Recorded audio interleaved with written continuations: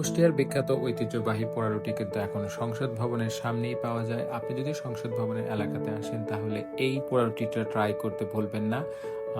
মাঝারি সাইজের পাউরুটির উপরে কনডেন্স মিল্ক, সাদা তিল এবং অল্প একটু চিনি ছিটিয়ে দিয়ে এটা হচ্ছে গ্যাসের চুলায় আঁচ দেওয়া হয় এবং এটা খেতে কিন্তু খুবই সুস্বাদু লাগে এবং এখান থেকে স্মোকি স্মোকি একটা ফ্লেভার আসে। মালাই চা বা দুধ চার সাথে এটা খেতে কিন্তু অসাধারণ লাগে।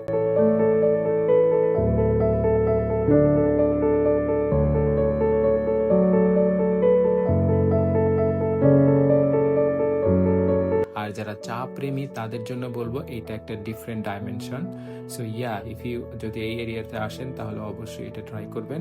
আর সংসদ ভবন এই এরিয়াটি বিকাল ৩টা-৪টা থেকে শুরু করে একদম রাত ১০টা পর্যন্ত খোলা থাকে। ছুটির দিনগুলোতে আরো বেশি সময় ধরে এটা খোলা থাকে। শীত হোক কিংবা গরম, এরকম ১ কাপ গরম ধোঁয়া তোলা চা আর সাথে এরকম স্মোকি পোড়া রুটি খেতে কিন্তু অসাধারণ লাগে।